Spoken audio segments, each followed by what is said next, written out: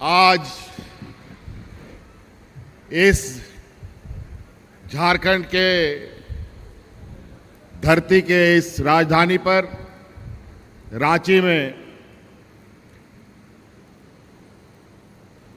राज्य की आधी आबादी के सम्मान में आयोजित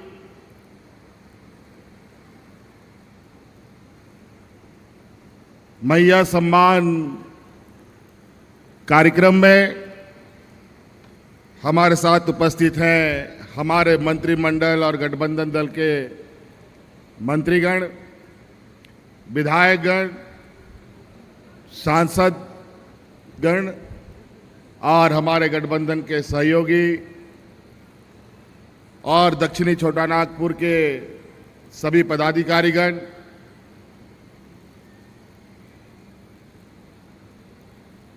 और विशेषकर आज यहां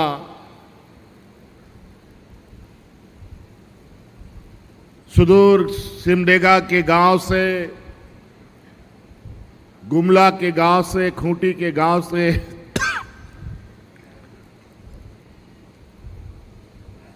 लोहरदगा के गांव से, अलग अलग कोने कोने पंचायतों से आए हुए आप सभी माताओं बहनों का मैं हार्दिक हार्दिक अभिनंदन करता हूं और एक बार फिर से आप सबको जोहार करता हूं। आज हम लोगों का ये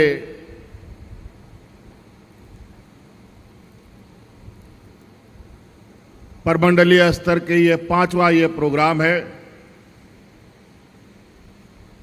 आप सबको मालूम है झारखंड 5 परमंडलों में बटा है।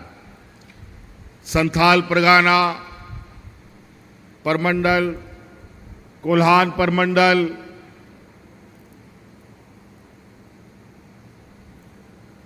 पलामू परमंडल,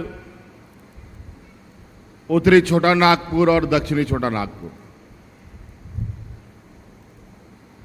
आज यहां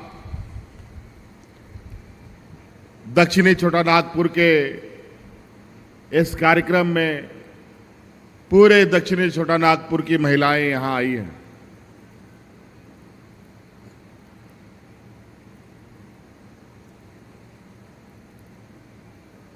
और इसी तरीके से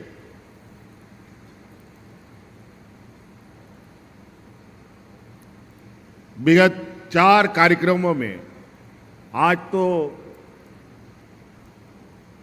इंद्र देवता भी और ऊपर वाला भी हम लोगों का साथ दे रहा है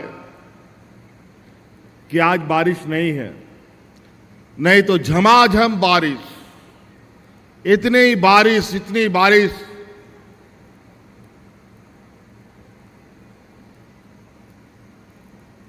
कि कभी ऐसा लगा कि कार्यक्रम तो हम लोग कर ही नहीं पाएंगे। लेकिन जब इंसान कुछ ठान लेता है और ईमानदारी से उस काम में लगता है तो उसका परिणाम भी उसको अच्छा मिलता है। घनघोर बारिश में भी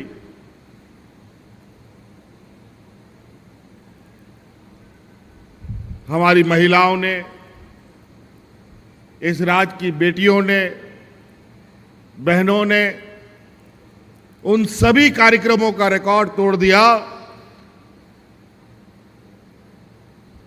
जो 2019 से पहले कोई कार्यक्रम हुआ करता था, एक से बढ़कर एक। और उसके बाद आज राजधानी में दक्षिणी छोटा नागपुर का ये जन सैलाब तो मानो एक ऐसा इतिहास आप यहां आकर के रच रहे हैं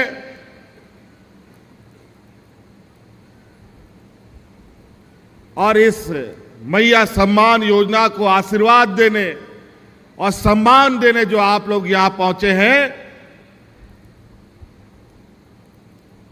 गांव गांव, पंचायत पंचायत, टोला टोला से, और आपका इस आशीर्वाद के बदौलत जो हमें ताकत मिल रही है, मुझे लगता है आने वाला समय में इतने बड़े समूह और इतने बड़े सम्मान और आशीर्वाद शायद ही किसी को मिलेगा। और आज आपके इस उत्साह और इस सम्मान के बदौलत हमें ताकत मिलता है आप लोगों की सेवा करने के लिए। हमको ताकत मिलता है आपके दुख दर्द में आपके साथ खड़ा होने के लिए। हमें ताकत मिलती है कि आपके हर वो दुख, हर वो समस्या जिससे आप परेशान हैं, उसको खत्म करने में मैं कोई सहयोग करूं। 2019 में सरकार हम लोग बनाए और सरकार बनाने से लेकर आज तक लगातार हमको कई चुनौतियां मिली। सरकार बनने के बाद कोरोना जैसा महामारी आया, आप सब लोगों ने देखा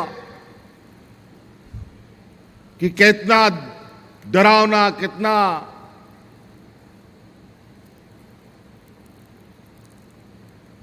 बुरा वक्त था उस समय का। हम लोग ठीक से सरकार भी बना नहीं पाए थे। कोरोना का मकड़जाल पूरा देश दुनिया को जकड़ लिया।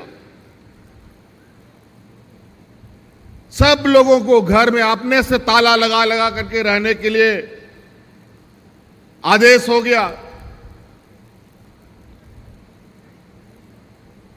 हाट बाजार, गाड़ी मोटर, नौकरी चाकरी, मजदूरी सब बंद, कुछ भी काम नहीं मिलता था। झारखंड तो सबसे देश का पिछड़ा राज्य है। कहने को तो इस राज्य को सोने का चिड़िया दुनिया में लोग बोलता है, लेकिन बहुत दुर्भाग्य की बात कि सोने की चिड़िया की इस राज्य में लोगों को तन ढकने का भी कपड़ा उपलब्ध नहीं होता था। ऐसे राज्य में ऐसे महामारी, ऐसे चुनौती एक अभिशाप के बराबर होता है। हमारे राज्य में मजदूर किस्म का लोग सबसे अधिक रहता है। अगर वो एक दिन मजदूरी नहीं करेगा तो उसका घर में चूल्हा भी नहीं जलता है, पूरा परिवार को भूखा रहना पड़ता है।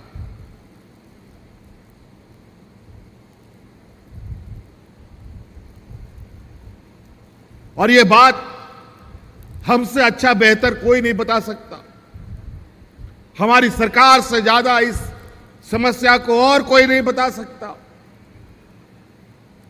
हम वो भी दिन देखे हैं जब हमारी सरकार नहीं थी, इस राज्य में डबल इंजन की सरकार थी और यहां पर लोग हाथ में राशन कार्ड ले लेकर के भात भात करते हुए मरा है। गुमला सिमडेगा तो इसका गवाह है कि कितने लोग मरे, महिलाएं मरी, बच्चे मरे। और उस समय हम लोगों ने कमर कसा कि नहीं, इस डबल इंजन को उखाड़ फेंकना पड़ेगा, नहीं तो यहां के लोग भूख से ही मर के खत्म हो जाएंगे। हम लोगों ने ताकत लगाया, आप लोगों का आशीर्वाद मिला और हम लोगों ने सरकार बनाया। डबल इंजन की सरकार को उठा के बाहर फेंक दिया। लेकिन सरकार तो बनाए, कोरोना का महामारी आ गया और उससे बड़ा मुसीबत। अब क्या करें? ना अस्पताल का स्थिति हमारे राज्य में ठीक, ना डॉक्टरों की स्थिति ठीक। ऐसे हालात में हम लोग क्या करें समझ में नहीं आता था। रात दिन हम लोग जगे रहते थे और उसमें बहुत बड़ा समस्या कि हमारा इस राज्य का बड़े पैमाने में अपना परिवार को पालने के लिए दूसरे राज्य में रोजगार करने के लिए हमारे नौजवान लोग जाते थे, वहां भी उन लोग को नौकरी से बाहर निकाल दिया और घर भी लौटने के लिए ना गाड़ी, ना मोटर, ना ट्रेन, ना बस, ना कुछ भी, सब बंद। लेकिन आप याद कीजिए वो दिन कि पूरा देश में पहली बार आपका ये बेटा, ये भाई आपके परिवारजनों को हवाई जहाज से लाद लाद करके आपके घर में पहुंचाने का काम करता था।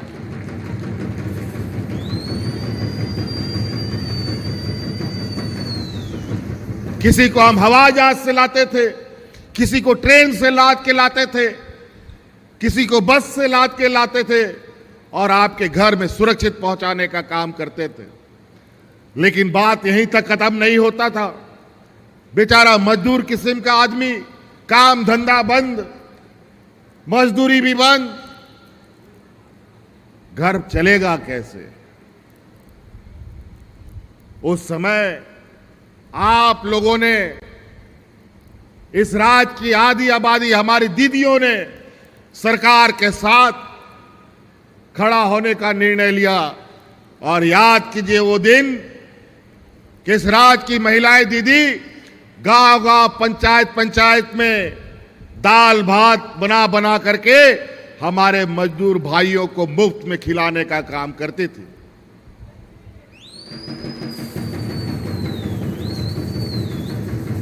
डबल इंजन की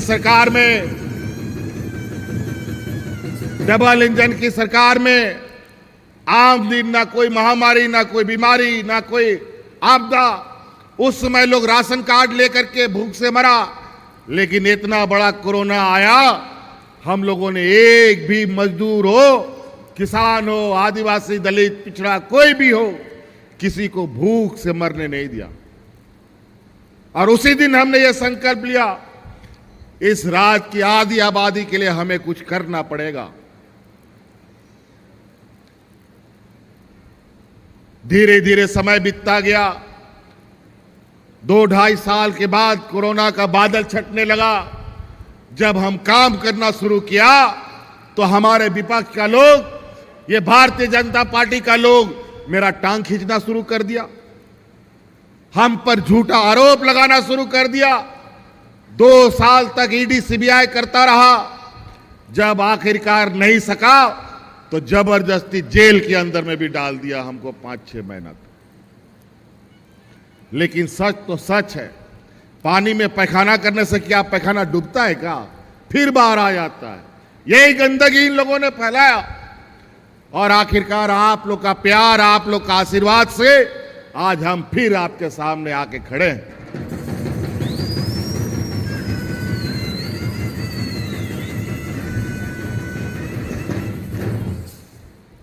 राज अलग हुए हमारा आज 24-25 साल होने जा रहा है। हमारा आज का भी कई ऐसा गांव है जहां के लोग ब्लॉक ऑफिस नहीं देखा, बीडीओ कौन है, सीओ कौन है नहीं जानता है, डीसी और एसपी का तो दूर का बात। कभी कोई पदाधिकारी गांव नहीं जाता था। हमारा गांव का हालत क्या है किसी को कुछ पता नहीं चलता था। और हमने शुरू में ही कहा था कि हमारी सरकार रांची से चलने वाली सरकार नहीं है, हमारी सरकार गांव से चलने वाली सरकार है। और इसीलिए पंचायत पंचायत, गांव गांव, टोला टोला में हम लोगों ने पंडाल लगा लगा करके आप सभी ग्रामीणों की समस्याओं को जानने का काम किया था।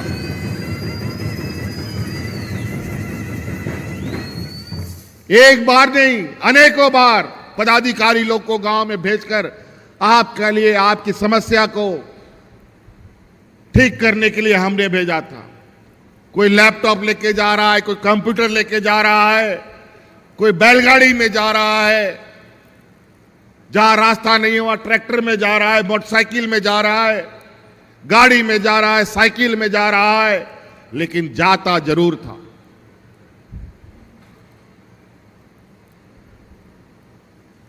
और आज गांव से उठी हुई आवाज, गांव की समस्या को ध्यान में रखकर हमने कार्य योजना प्रारंभ किया बनाना, और उसी का पहला पड़ाव था इस राज्य में सबसे पहले हमारे अपने मां बाप बूढ़े बुजुर्गों को मान सम्मान देना, और इसके लिए हमने सर्वजन पेंशन पहले स्तर पर शुरू किया था। ये कानून बनाया। पहले होता क्या था, गांव में एक दो बूढ़ा बुजुर्ग लोग को पेंशन मिलता था और ढेर सारा बूढ़ा बुजुर्ग लोग दलाल के चक्कर में पड़ा रहता था, बाबू मेरा पेंशन का कार्ड बना दो। सालों साल दलाल के चक्कर में काट काट करके 1000, 2000, 5000 ठग लेता था उन लोगों से, लेकिन मर जाने के बाद भी उन लोग का पेंशन का कार्ड नहीं बनता था। गरीबी का आलम इतना भयावह था इस राज्य में, तो हमने निर्णय लिया कि अब कोई इस राज्य में बुजुर्ग बिना पेंशन का नहीं रहेगा। इस राज्य में जितना 60 साल का बुजुर्ग होगा सबको हम पेंशन देंगे, चाहे 1 लाख हो या 10 लाख हो या 20 लाख हो।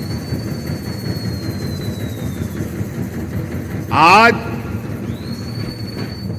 सर्वजन पेंशन देश का ये पहला राज्य है जो हम इस राज्य का सभी बुजुर्ग को पेंशन देते हैं।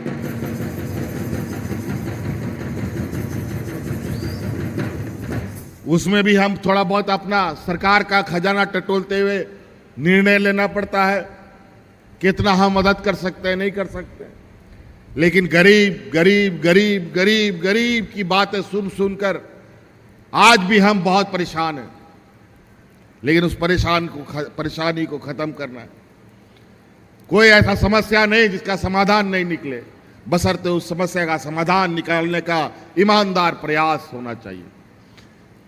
हमारे विधायकों ने, हमारे कार्यकर्ताओं ने, हमारे पदाधिकारियों ने, मुखियाओं ने, जिला परिषदों ने हमें कहा, मुख्यमंत्री जी ये बहुत अच्छा आपने काम किया कि सर्वजन पेंशन लागू किया, थोड़ा इसमें और विचार होता तो थोड़ा और बुजुर्ग लोग को पेंशन मिलता। तो हमने पूछा क्या हुआ भाई, तो बोला थोड़ा सा उम्र सीमा को फिर से एक बार देखा जाता तो और अच्छा होता। तब हमको पता चला, हम भी विधायक हैं, हमारे विधानसभा में भी ये समस्या हमारे कार्यकर्ताओं ने भी बताया, और भी राज्य के अलग अलग क्षेत्रों से सांसदों ने, विधायकों ने बताया।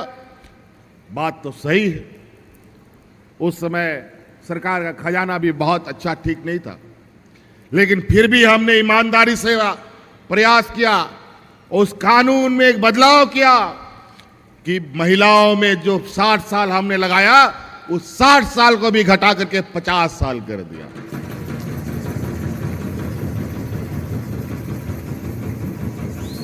और आज गांव में बूढ़ा बुजुर्ग लोग दिन गिनता है, कब मेरा 50 साल हो जाएगा, कब 60 साल हो जाएगा। अब दलाल का चक्कर नहीं, सीधा उम्र का कार्ड लेके जाओ, अपना वोटर कार्ड, आधार कार्ड लेके जाओ, बीडीओ सीओ का अनिवार्य है कि आपका वृद्धा पेंशन का कार्ड बनाना है। जो इसमें कोताही करेगा वो सीधा बर्खास्त। इसलिए आज के दिन में दिया लगा करके, टॉर्च लगा करके भी बूढ़ा बुजुर्ग को बिना पेंशन का आप गांव में नहीं पाएंगे। उसके बाद हम लोगों ने कदम आगे बढ़ाया, हमारे आने वाली पीढ़ी को संभालने वाली हमारी बच्चियों के बारे में। गांव देहात में गरीब गुरुआ मां बाप बेटी को बोझा समझता है, 10वां 11वां पास होता नहीं है, उसके लिए दूल्हा ढूंढने लगता है और जल्दी से शादी ब्याह करके घर से भगा देता है, जाओ ससुराल का बोझा बनो। अब आप लोग चिंता मत कीजिए, अब इस राज्य की बच्चियों का बेहतर भविष्य के लिए अब सरकार उनके साथ खड़ी होने जा रही है। अभी तो पहले चरण में हम आज अपने बच्चियों को सावित्रीबाई फूले से के योजना से हमने जोड़ा है। लगभग 9 लाख से अधिक बच्चियां अभी उसमें जुड़ी हैं और मुझे लगता है कि ये 12-15 लाख की संख्या इनकी होगी। और आने वाला समय में अपने बच्चों को, चाहे बच्ची हो या लड़का हो, उसको इंजीनियर, डॉक्टर, वकील, पत्रकार, जो भी पढ़ाना हो, उसके लिए आपको पैसे की चिंता करने की जरूरत नहीं है। उसके लिए हमने गुरुजी स्टूडेंट क्रेडिट कार्ड लाया है। वो कार्ड आप बनवाइए। जब बेटा बेटी आपका डॉक्टर के लिए एडमिशन के लिए जाएगा, इंजीनियर बनने के लिए एडमिशन के लिए जाएगा, ऊंची पढ़ाई के लिए जब जाएगा और कॉलेज वाला बोलेगा कि तुरंत तुम 5 लाख 10 लाख रुपया जमा करो, तो हमारा गांव का बूढ़ा बुजुर्ग गरीब लोग नहीं ला पाता है। लेकिन गुरुजी क्रेडिट कार्ड आप बैंक में लेके जाइए, 15 लाख तुरंत आपको पैसा मिलेगा और अपने बच्चों को पढ़ाइए। और कुछ गिरवी रखने की जरूरत नहीं है। जब तक आपका बच्चा पढ़ेगा, उस बैंक को पैसा वापस करने का जरूरत नहीं। पढ़ाई पूरा कर लेगा, नौकरी पा लेगा, तब उसको धीरे धीरे पैसा वापस कर देना। 4% का इंटरेस्ट, साधारण इंटरेस्ट पर 4% में कोई बैंक इंटरेस्ट नहीं, कोई लोन नहीं देता। और यहां के आदिवासी, दलित, पिछड़ा को तो 4% तो छोड़ो, 10-12% में भी हमको लोन नहीं मिलता। हमारा जमीन गिरवी नहीं रखता, वो भी व्यवस्था कर दी। फिर हम लोग आगे बढ़े। हमारे इस राज्य की आधी आबादी, हमारा महिला दीदी के लिए हम लोगों ने अभी आपको पता है, हम शुरू से जब से सरकार बना है, डबल इंजन की सरकार ने तो इस राज्य का खजाना को खखोर खखोर करके सब निकाल लिया था। एक नया नहीं बचने दिया इस राज्य के खजाने में, बल्कि राज्य को और कर्जों में डुबा दिया। और हम लोग जब सरकार में आए तो हम लोग को भी माथा हम लोग पकड़ लिए, भाई हम लोग सरकार चलाएंगे कैसे, खजाना में तो 1 रुपया नहीं। फिर हम लोग भी खोजबीन चालू किया, हम लोग का पैसा सब किधर चला गया। यहां कोयला, लोहा, अभ्रक, सोना, चांदी सब निकलता है, फिर कैसे खाली हो गया खजाना। फिर पता चला कि एक कोना में सिर्फ कोयला कंपनी के पास भारत सरकार हमारा 1,36,000 करोड़ रुपया बकाया लेके बैठा है। हम लोगों ने तुरंत हिसाब किताब जोड़ घटाव गुना भाग किया, पहुंच गए दिल्ली और हमने कहा हमारा पैसा वापस करो, हमारा यहां गांव देहात खेत खलियान से जो कोयला निकाले हो उसका पैसा दो। जब हम ये मांग करना शुरू किए तो हमारे पीछे ईडी सीबीआई दौड़ा दिया, जेल में डालने के उपाय ढूंढने लगे।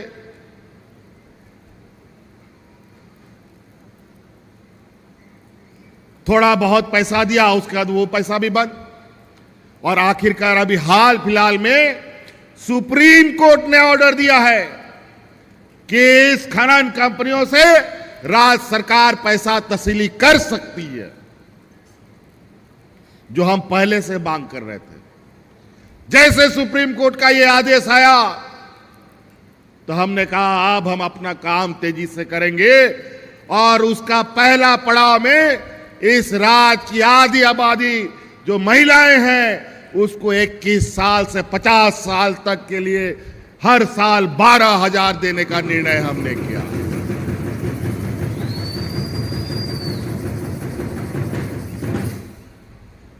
और आज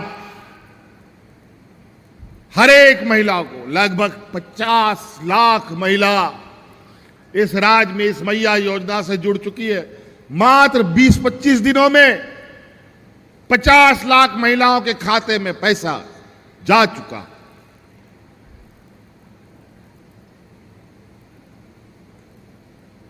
अभी जो भी आज जिसका 21 साल हो जाएगा उसको आज पेंशन मिल जाएगा, जो कल 21 साल की हो जाएगी उसको मिल जाएगा, और जब 50 साल के ऊपर हो जाएगा तो वृद्धा पेंशन तो मिलवे करेगा।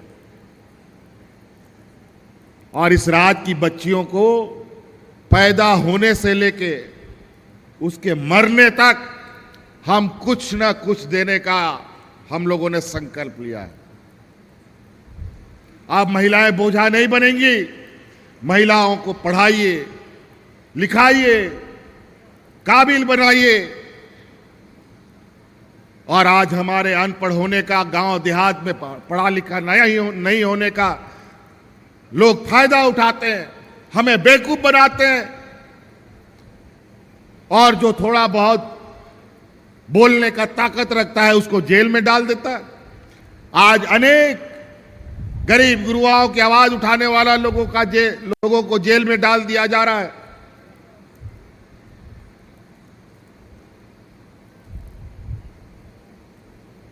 इसीलिए हमारी इन बच्चियों के लिए, महिलाओं के लिए सभी चीजें, और उसके बाद जैसे हमारे मंत्री जी ने कहा, आदरणीय रामेश्वर राव जी ने, हर इंसान का एक मूलभूत जरूरत है, रोटी, कपड़ा, मकान। ये 3 चीज के बगैर कोई इंसान ठीक से नहीं जी पाता है। और रोटी, कपड़ा, मकान हर गरीब को चाहिए और हर अमीर को चाहिए। भले वो 10 मंजिला 20 मंजिला का मकान हो, चाहे वो झोपड़ी हो, चाहे वो टाई सूट बूट हो, चाहे तन ढकने के लिए एक साधारण कपड़ा हो। इस 22-24 साल के कार्यकाल में हम एक साल के लिए लगभग 13-14 महीना के लिए हम मुख्यमंत्री भी थे। उस समय भी हम लोगों ने मुख्यमंत्री का कुर्सी हुई डबल इंजन से छीन कर लिया था, और उस समय हमने ये योजना चलाया था कि इस गरीब लोगों को साल में 2 बार हम कपड़ा देंगे, और मिला भी था। लेकिन फिर हमारी सरकार चली गई और ये तन ढकने का जो योजना था उसको फिर से इन लोगों ने बंद कर दिया। लेकिन आज ये आपकी सरकार बनी और आज साल में 2 बार हम गरीबों को धोती, साड़ी और लुंगी देने का काम कर रहे हैं।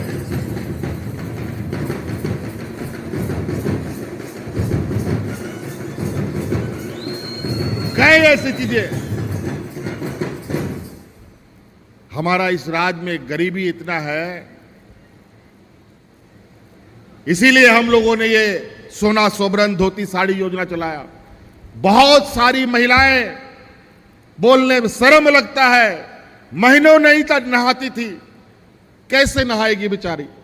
उसके पास एक ही को फटा चिटा कपड़ा है, नहा के क्या पहनेगी कपड़ा? इसीलिए हम लोगों ने गरीबों के लिए सोना सोबरन धोती लुंगी साड़ी योजना लाया, ताकि वो भी मान सम्मान से जी सके। डबल इंजन की सरकार ने इस राज्य के 11 लाख राशन कार्ड डिलीट कर दिया था।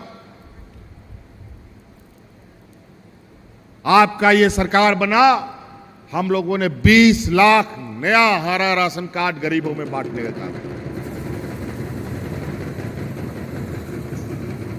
उसमें भी पक्षपात, उसमें भी सौतेला व्यवहार।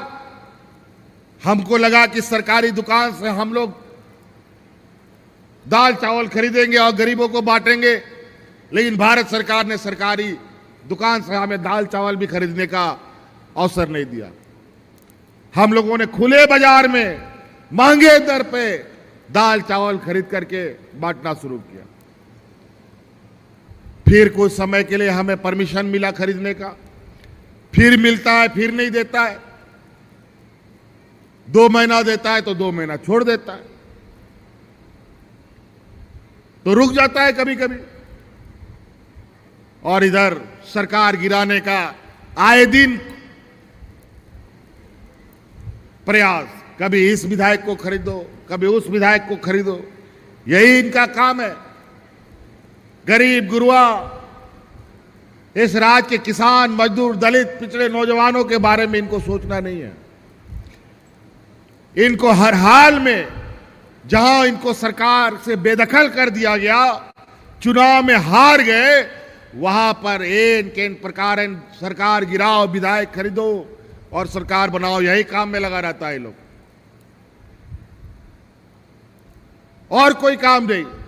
देश जाए भाड़ में, राज्य जाए डूब, लेकिन अपना सरकार बने रहना चाहिए, यही इनका सपना है। इस राज्य को जो आवाज देने की योजना है, हम लोगों ने राशन कार्ड दिया पेट भरने के लिए, पेंशन दिया घर द्वार चलाने के लिए, तन ढकने के लिए कपड़े दिए। अब हम लोगों ने आवाज शुरू किया। पहले प्रधानमंत्री आवास लोगों को मिलता था, जिसको कॉलोनी कॉलोनी लोग बोलते हैं गांव में।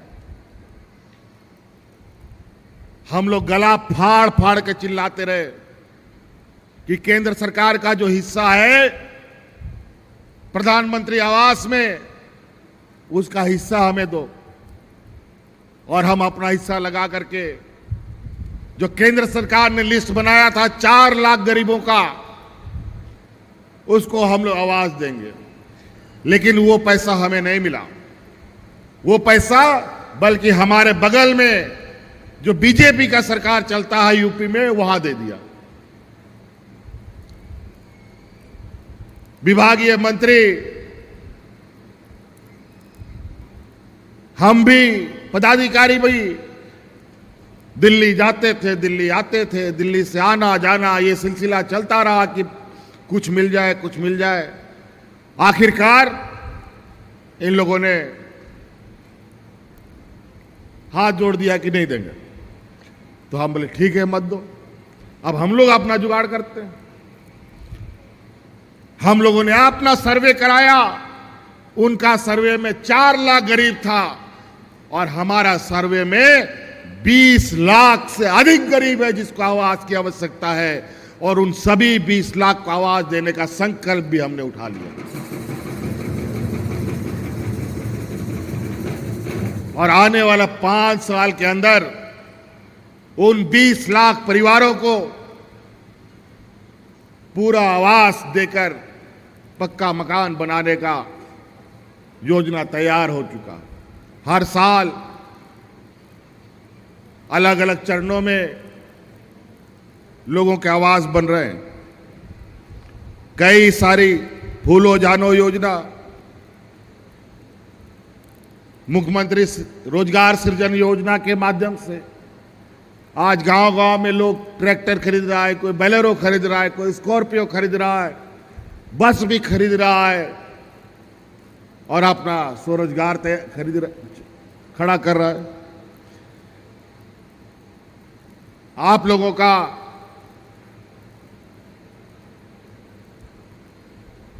आर्थिक स्थिति को ध्यान में रखकर, आप गांव की गरीबी को ध्यान में रखकर, आपको यह भी मालूम होगा कि इस राज्य के गरीबों का 200 यूनिट बिजली भी हमने फ्री कर दिया।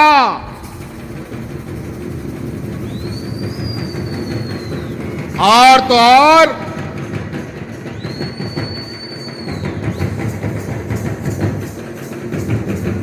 200 यूनिट बिजली फ्री हो गया।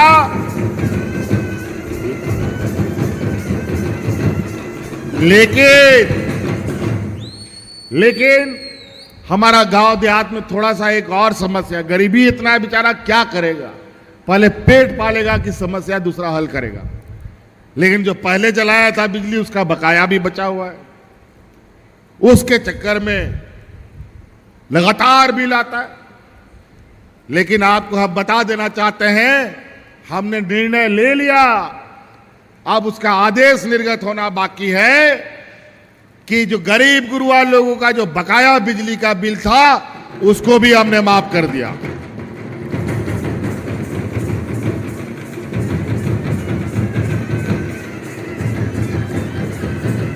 तो आज बहुत सारी बातें, नौजवानों को रोजगार को लेकर कई रोजगार हम लोगों ने दिया, लेकिन हमारे विपक्ष के लोग की आंख में टीना का चश्मा लग गया है। ये लोग अंधा हो गया, ये लोग को दिखाई नहीं देता है। अब यहां का नेता को तो दिखाई नहीं दे रहा था, अब अलग अलग राज्य से, कोई आसाम से, कोई मध्य प्रदेश से, कोई गुजरात से यहां आकर के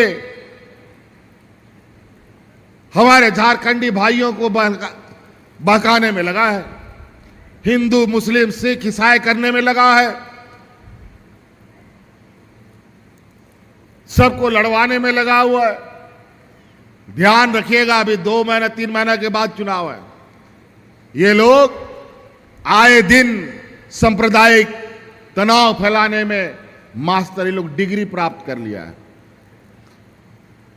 बड़े बड़े बुद्धिजीवी लोग इन्हीं के सहयोगी हैं। अखबारों को भी पढ़ेंगे तो आपको उसी तरीके की बू आने शुरू होंगी। मीडिया को भी आप देखेंगे, उसमें भी उसी तरीके का खुशबू दिखेगा। और उसमें तो एक असम तरफ से आते हैं एक नेता, वो तो लगता है हिंदू मुस्लिम भड़काव और सांप्रदायिक तनाव फैलाने में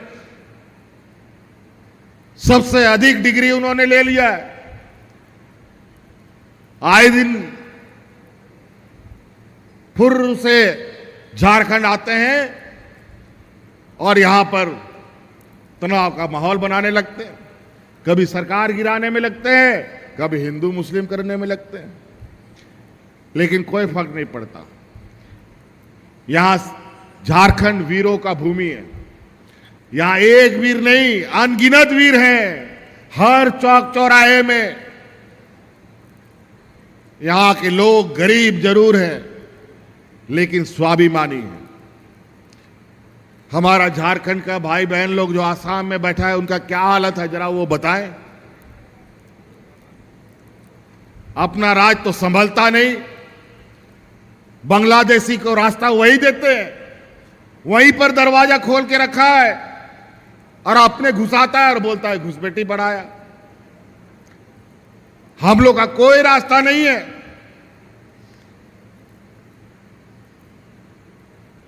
उन्हीं के रास्ते से लोग आते हैं और खुद बोलते हैं, हम थोड़ी बोलते हैं, ये खुद बोलते हैं आसाम के रास्ते से लोग आते हैं, अलग अलग राज्यों में जाते हैं। अरे भाई, जब आप ही के यहां रास्ता है तो रास्तों काहे नहीं बंद कर देते हो?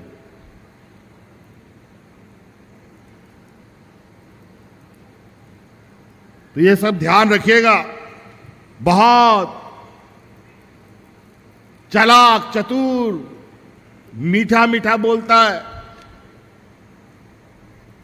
ये भाजपा के लोग इतना मीठा बोलेगा कि गुड़ भी फेल है। लेकिन आपको पता है, मीठा अगर बहुत ज्यादा हो जाए तो वो कड़वा जैसा स्वाद होने लगता है।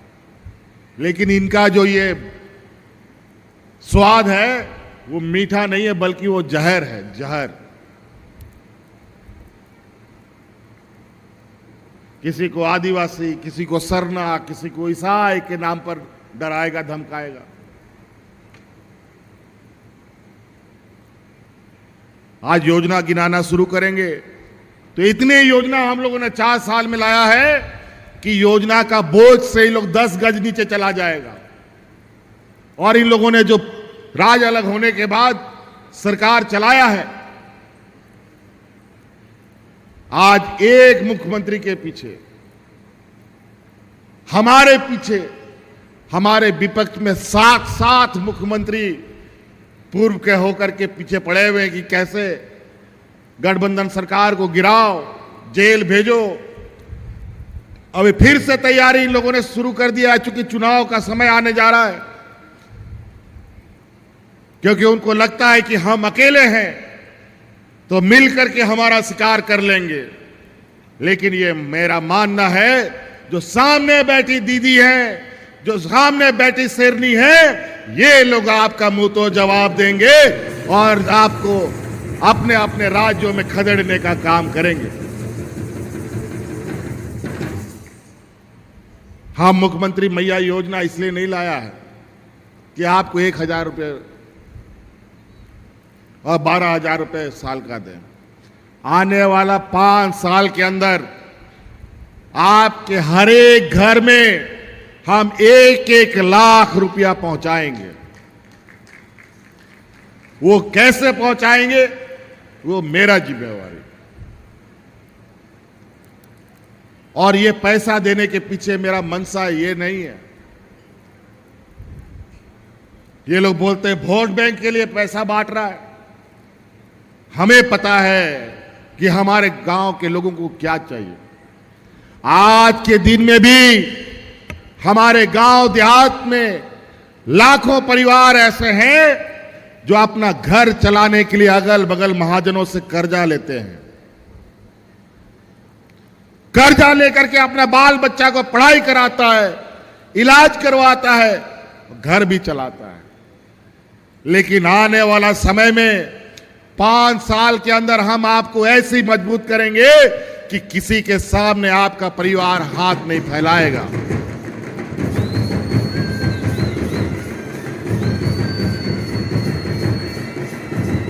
आज हम हाट बाजार जाते हैं, कई बार भटकते भटकते, पहले तो बराबर जाते थे, आज समय के अभाव में कम जाते हैं, लेकिन लोगों को भी भेजते हैं। कभी कभी हम अचानक भी पहुंच जाते हैं। कई महिलाएं सब्जी बेचती है बाजार में, तो पता चलता है कि सब्जी किसी महाजन से 50,000 टका उधार ला करके बाजार से खरीद करके बेचारा यहां बेचता है, 10-20 टका अधिक कमा लेती है उसी में। लेकिन आपके पास जब अपना आपका पैसा होगा तो किसी महाजन के पास कर्जा और उधार लेने का जरूरत आपको नहीं पड़ेगा। कई योजनाएं हम लोगों ने चला रखी हैं, उससे आप स्वरोजगार भी चला सकते हैं और रोजगार भी दे सकते हैं। आजकल मौसम बहुत खराब हो रहा है, समय पर बारिश नहीं होता है तो कम होता है, या तो बाढ़ें आने लगता है। सब किसान अस्त व्यस्त है आज के दिन में। पूरा देश में परिवर्तन, जलवायु में परिवर्तन हो रहा है। वो इसलिए हो रहा है क्योंकि इस देश के व्यापारियों ने पूरा जंगल को लूटने का काम किया है, और इस देश की जंगल को बचाने का इस देश के आदिवासियों ने किया है। और आज उसी का परिणाम है कि जलवायु में बदलाव, ठंडा में गरम, गरम में ठंडा, बारिश में बाढ़, सूखा, कोरोना जैसा महामारी, यही सब होता है प्रकृति के साथ ज्यादा छेड़छाड़ करने से। आज इसीलिए हम लोग किसान भाइयों के लिए बिरसा हरित ग्राम योजना हम लोग लेके आए हैं, मुख्यमंत्री पशुधन योजना लेके आए हैं, दीदी बाड़ी योजना लेके आए हैं, दीदी बगिया योजना लेके आए हैं। वो इसलिए लेके आए हैं कि आप धान मड़ुआ में ही आप सीमित ना रहें, बल्कि आप फलदार पेड़ लगाइए, आम का पेड़ लगाइए, लीची का पेड़ लगाइए, पपीता का पेड़ लगाइए, अमरूद का पेड़ लगाइए, महुआ का पेड़ लगाइए। तरह तरह का पेड़ लगा करके आप अपना खेती बाड़ी का काम लगातार कर सकते हैं। जानवर भी पाल करके अपना आप आमदनी बढ़ा सकते हैं। हमारे इस राज्य में अंडा दूसरे राज्य से लाना पड़ता है, खस्सी का मीट दूसरा राज्य से खस्सी आता है, मछली बेचने के लिए आंध्रा से मछली आता है। बताओ, मांस मुर्गा मछली खाने वाला पूरा राज्य है, लेकिन यहां का आदिवासी तो सदियों से गाय बकरी मांस मछली मुर्गी पालता रहा है, लेकिन वो सब अब खत्म हो गया। लेकिन फिर से उसको जिंदा करने के लिए हम लोग पशुधन योजना लाए हैं। गाय पालिए, मुर्गी पालिए, सुअर पालिए, बकरी पालिए और लोगों को बड़ा करके बेचो, क्या दिक्कत है। गांव देहात में किसान खेती बाड़ी के साथ साथ जानवर ही पालेगा। और हम यहां उपस्थित माताओं से कहना चाहेंगे, इससे पहले की जो भाजपा की सरकार है वो भी जानवर बांटता था, लेकिन वो ऐसा जानवर बांटता था कि किसान के पास जाने के 2 महीना 3 महीने के बाद वो जानवर मर जाता था। चाहे गाय हो, बकरी हो, सुअर हो, जो भी हो, सब मर जाता था। लेकिन इस बार हमारी सरकार ने आपके लिए जो पशुधन योजना लाया है, जो जानवर आपको मिलेगा सरकार की तरफ से, वो जानवर बीमा कंपनी में उसका बीमा किया हुआ जानवर मिलेगा। गलती से अगर जानवर बीमारी से मर गया तो पूरा पैसा आपको बैंक आपको वापस करेगा।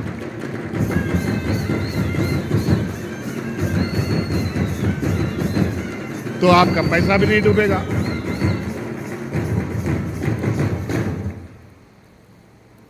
नौकरी की बात हमारे विपक्ष के लोग हमेशा करते हैं,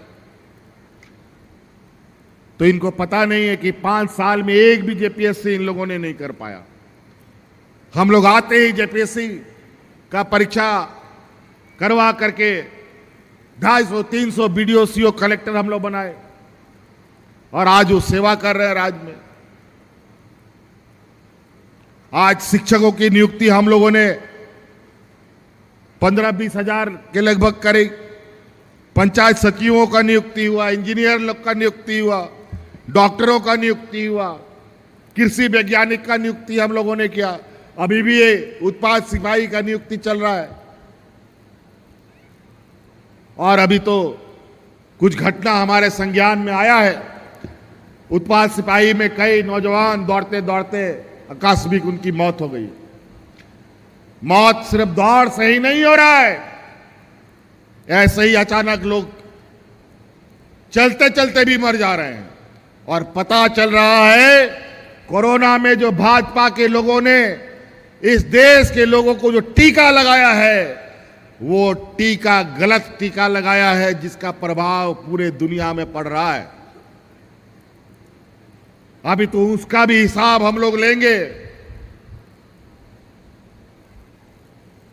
उस टीका को पूरा दुनिया में बंद कर दिया गया था, लेकिन हमारे इस भारतवर्ष में ही उस टीका का सप्लाई हुआ और नतीजा आज देश के अंदर अनेक लोगों की मौत हो रही है।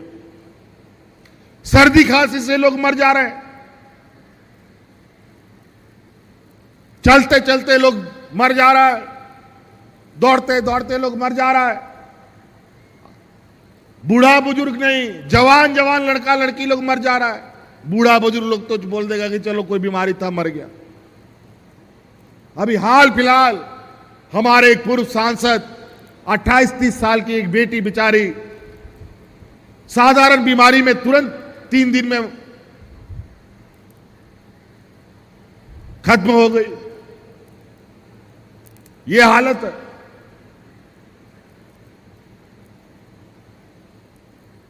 इन लोगों ने बड़े चतुराई से और जो उस दवा को बंद करने का पूरा दुनिया में उसका नोटिस जारी हुआ और इन लोगों ने पैसा और चंदा तसीली करने के लिए मार वो सब दवाई गरीबों और पूरे देशवासियों को जबरदस्ती ठुकवा दिया।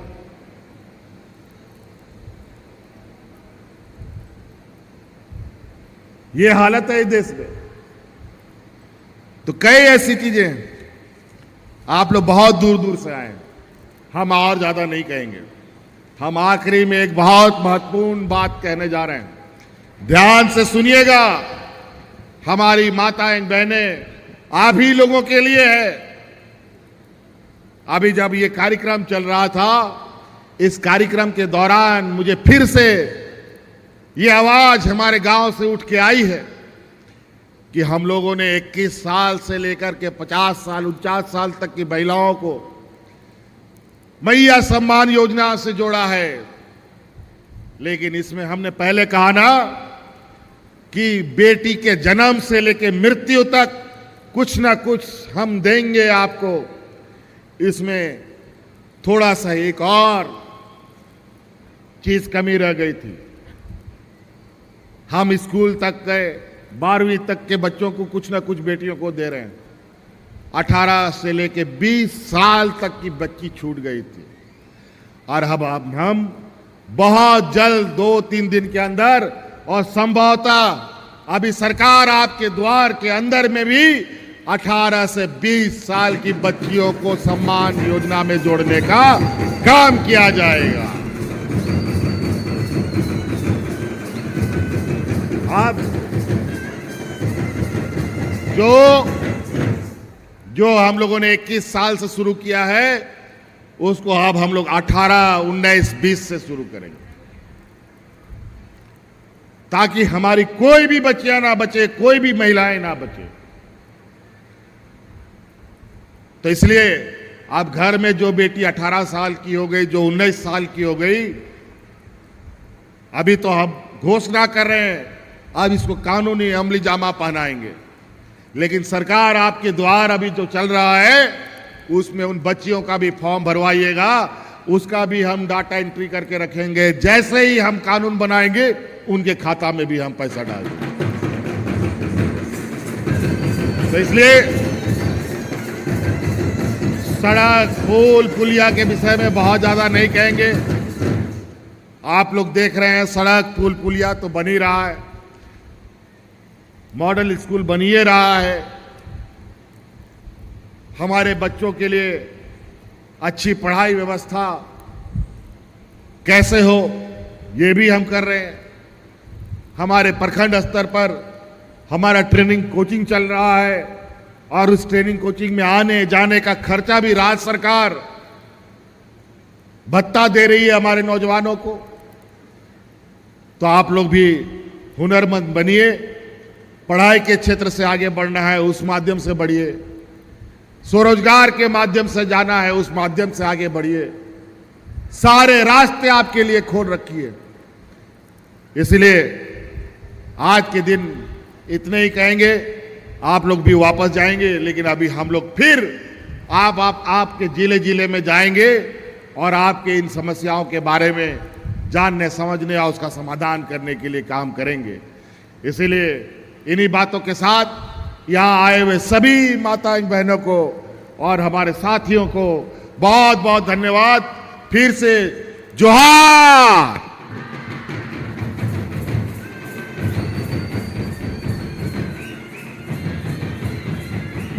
बहुत बहुत आभार माननीय मुख्यमंत्री महोदय, आपके ऊर्जावान विचार